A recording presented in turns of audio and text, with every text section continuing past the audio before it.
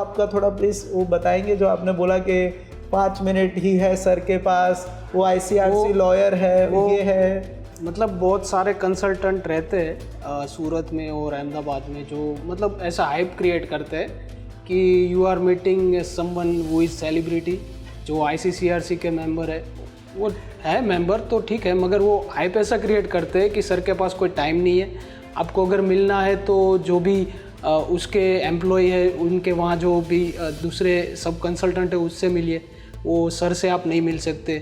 तो फिर आप बहुत मतलब मेरा ही केस देख लीजिए, मैंने उनको जब उसकी कंसल्टेंसी पे मैं गया था, उसका सेमिनार मैंने अटेंड किया, तो फिर उसके बाद दूसरे दिन उनकी कंसल्टेंसी पे मैं गया तो उन्होंने बोला कि सर आपसे नहीं मिल सकते। तो मैंने बोला कि बात हुई थी मेरी कल वहाँ पे सेमिनार में, तो उन्होंने बोला था कि आप सर को कल मिल सकते हैं। तो बोला कि नहीं सर अभी बहुत बिजी है, उनसे आप नहीं मिल सकते। तो मैंने फिर बहुत रिक्वेस्ट की, उसके बाद उन्होंने एक्सेप्ट किया कि चलो कोई बात नहीं, सर के पास सिर्फ 5 मिनट्स है, आप उनसे जो भी क्वेश्चन पूछने हैं सब पूछ लीजिए, उनको मिल लीजिए। तो जब मैं सर को मिलने गया तो उन्होंने बोला कि you can not go with master, because जो भी आपके CGPI है और जो भी आपका गैप है, तो आप एक काम कीजिए, आप सर्टिफिकेट कोर्स कर लीजिए, उसके अंदर आपको एडमिशन मिल जाएगा, और जो भी आपका एक्सपीरियंस है उसको भी हम मतलब जो भी है उसको हम अलग से दिखाएंगे कि मतलब मेरे पास एक ही कंपनी का एक्सपीरियंस होता है। उन्होंने बोला कि हम 2-3 कंपनी का दिखाएंगे। तो वो सब करने के बाद भी अगर आपका वीज़ा आने का चांस बहुत कम है, तो फिर उसके बाद मैंने सोचा कि मतलब इतने बड़े बड़े कंसल्टेंट हैं जो भी वो ऐसी बात कर रहे हैं, तो फिर मैं कहाँ जाऊँ। मैं उस टाइम पे थोड़ा वो हुआ था कि शायद मेरा नहीं हो सकता, मगर अच्छा हुआ कि मैं सर को मिला, अमृत सर को। तो फिर उसके बाद आपने बहुत सपोर्ट किया। Thank you. देखिए यार, अभी उन सब चीज़ों पे तो हम कमेंट नहीं करेंगे कि हाइप क्रिएट करते हैं। ICRC ने भी, लॉयर ने भी या मेंबर ने भी मना कर दिया कि इनका केस जो है वो नहीं ले सकते। बट आप प्लीज़ आपका जितना भी प्रोफाइल है वो प्लीज़ अगर आप जेन्यून रखोगे ना तो वो जेन्यून ही लगने वाला है। अगर जैसे कि ये बोल रहे हैं कि उन्होंने बोला कि 2-3 साल का लगभग एक्सपीरियंस दिखाएंगे, ये दिखाएंगे, वो दिखाएंगे, अरे कुछ भी कर लो, वीज़ा ऑफिसर सामने पागल नहीं बैठा है, उसको सब पता है। इंडिया में सब चीज़ें पॉसिबल है, उनको सब कुछ पता है। आप जैसे प्रोफाइल रखोगे ना वो आपसे ज़्यादा स्मार्ट होते हैं, आपके कंसल्टेंट से वो ज़्यादा स्मार्ट होते हैं। इतना बात ध्यान में रखना। अब कोई भी वर्क एक्सपीरियंस रख दोगे और आपको लगेगा कि नहीं मैंने तो कैनेडियन वीज़ा ऑफिसर को फूल बना दिया है, बिल्कुल नहीं, उसमें आप ही फूल बनोगे। तो जितना हो सके उतना प्रोफाइल को आप जो है वो प्लीज़ जेन्यून रखना।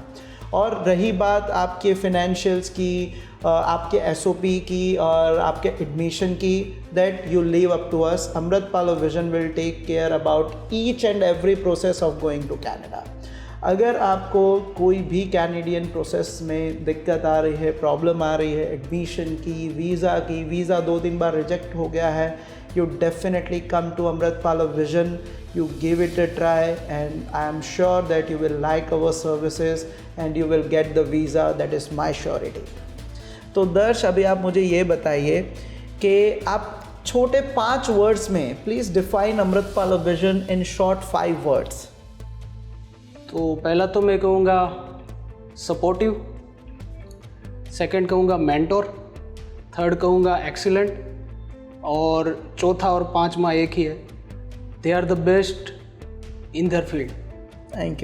Thank you so much. So Darsh, आप अपने व्यूअर्स को ये बताइए कि अगर उनका जो एज है 30, 31, 32 ईयर्स है, तो उनको PR करना चाहिए या स्टूडेंट वीज़ा करना चाहिए? क्योंकि आपने मुझे बताया था कि आपने PR के लिए भी बहुत सर्च किया था, पूरा रिसर्च करके रखा था, and you were about to give your profile for doing this Canadian PR। तो मैंने जो अपने हिसाब से जो भी रिसर्च किया था उससे मुझे ये मालूम पड़ा था कि best way to get PR in Canada वो 2 है, PNP है और एक्सप्रेस एंट्री है। तो एक्सप्रेस एंट्री के लिए यहाँ पे मास्टर करना रहता है और कुछ साल का वर्क एक्सपीरियंस चाहिए, और उसके अलावा 8777 बैंड चाहिए IELTS में।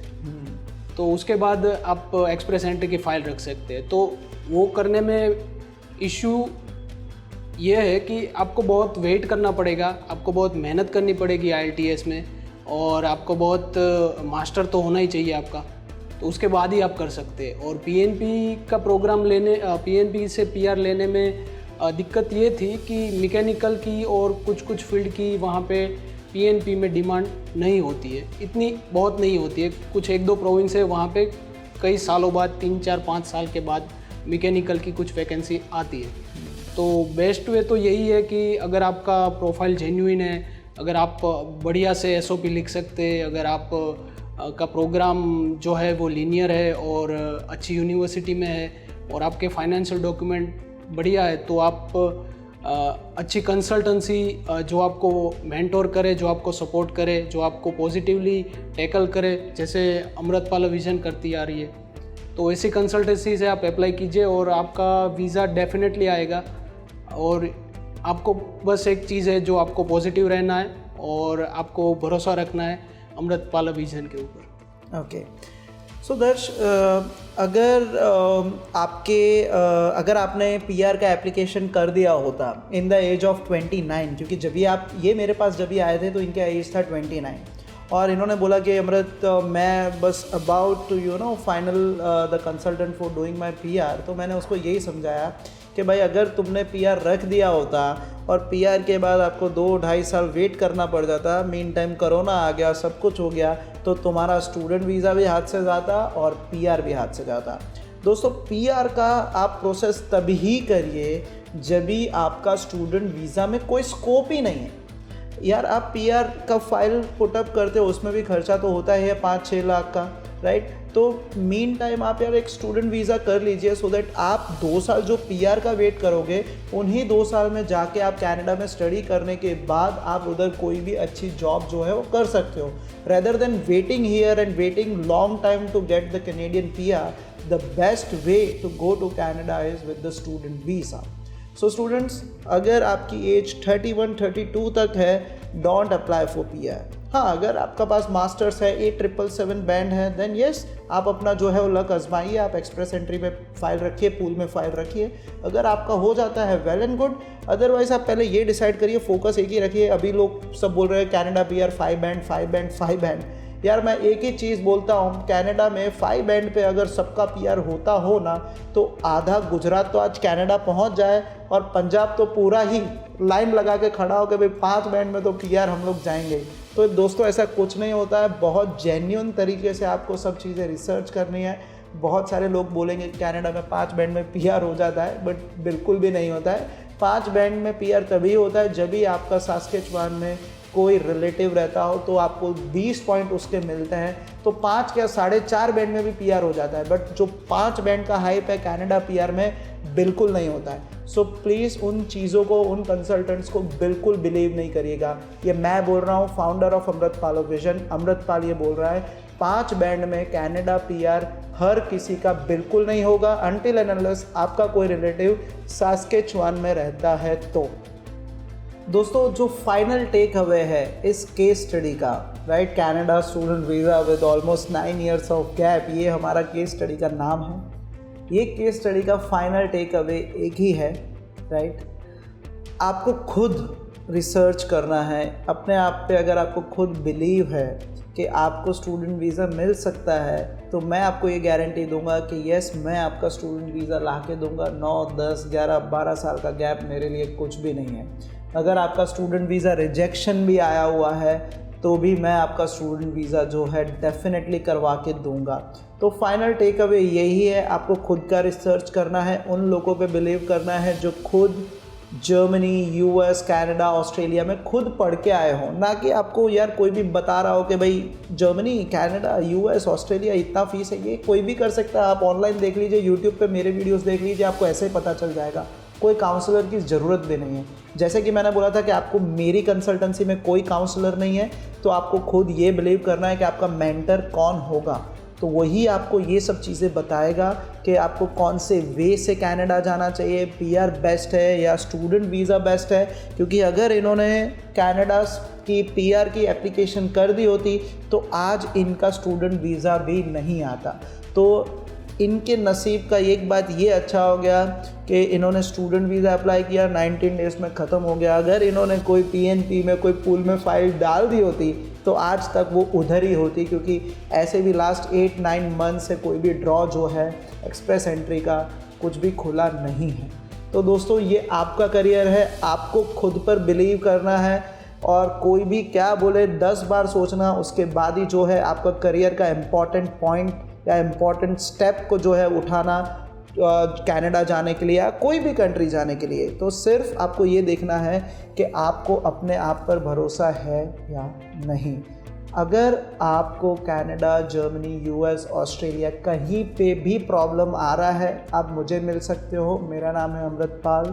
मैंने खुद जर्मनी में अपना एजुकेशन कंप्लीट किया हुआ है, पूरा एक्सपीरियंस है राइट। उधर रहने से, पार्ट टाइम जॉब करने से लेके फॉरेन कंट्री में रहने का, फिर इधर से स्टूडेंट्स को गाइड करने का पूरा 10 साल का एक्सपीरियंस है मेरे पास। तो आपको कोई भी प्रॉब्लम नहीं आएगी, that is my guarantee to you.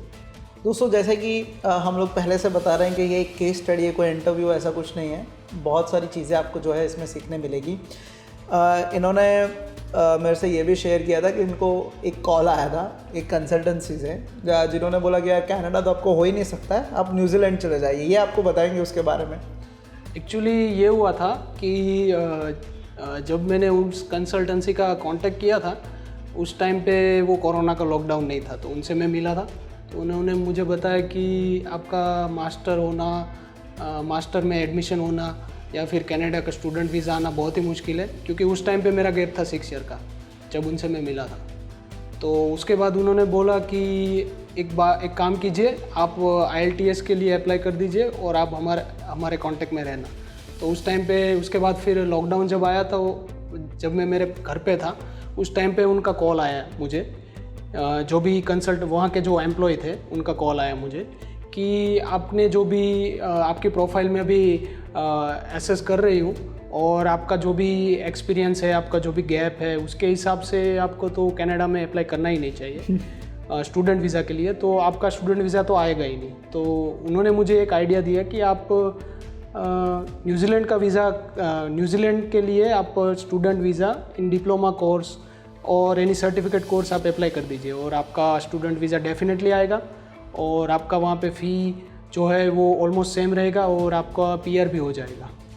तो उस टाइम पे मेरा माइंड थोड़ा चेंज हुआ था कि मैं क्या करूँ।